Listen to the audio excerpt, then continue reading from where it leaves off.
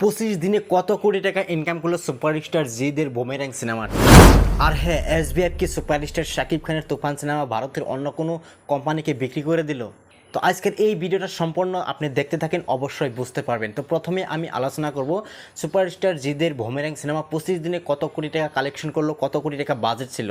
আর হ্যাঁ, আপনি কি জানেন সুপারস্টার জিদের এই বুমেরাং সিনেমাটি কবে রিলিজ হয়েছিল?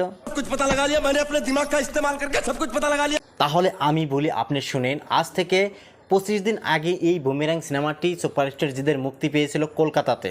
আর 25 দিন পর সুপারস্টার জিৎ এই দেখেন, আপনি যদি এখানে লক্ষ্য করেন, এটা হচ্ছে সুপারস্টার জিদের অফিসিয়াল নিজস্ব পেজ এবং এটা Jeet film works private limited, এটা তারই একটি কোম্পানি।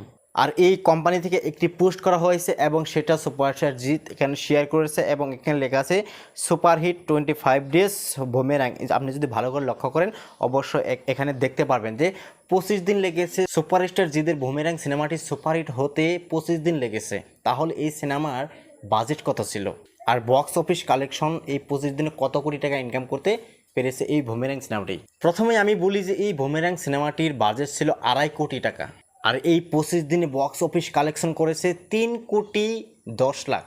আর এখন আপনি বলেন তো, এই বুমেরাং সিনেমা কি সত্যি সুপারহিট? হ্যাঁ, অবশ্যই সুপারহিট। আমরা সুপারহিট মানে কি বোঝাই দেখেন, একটি সিনেমার যে এই সিনেমাটির বাজেট হচ্ছে কত, 2.5 কোটি টাকা। এই সিনেমাটির বাজেট যদি 2.5 কোটি টাকা ইনকাম করতে পারতো তাহলে আমরা ধরে নিতাম যে হিট। আর এখন তো বাজেটের তুলনায় অনেক বেশি টাকা ইনকাম করে ফেলেছে, তাহলে এই সিনেমাটি সুপারহিট। আর হ্যাঁ, আমাদের ভারতে একটি সিনেমা সুপারহিট করাতে কিন্তু অনেক কষ্ট হয়, কারণ আমাদের ভারতে অনেক অনেক সিনেমা মুক্তি পায় এবং সেই সব সিনেমার সাথে কিন্তু এই সব বাংলা সিনেমা অনেক অনেক অনেক যুদ্ধ করতে হয়।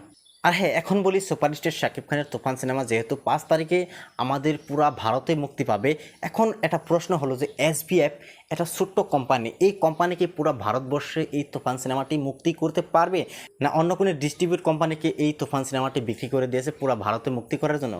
আর হ্যাঁ, বর্তমান এইটাই কিন্তু অনেকেই ভাবতাছে। তাহলে আমি আপনাকে বলি, যদি আপনি এই কথাটা ভাবতাছেন তাহলে আপনার ধারণাটা ভুল। কারণ দেখেন, কলকাতাতে যদি কোনো প্যান ইন্ডিয়া সিনেমা মুক্তি পায় তাহলে কিন্তু এই এসবিএফের হাত ধরে কিন্তু মুক্তি দেয়।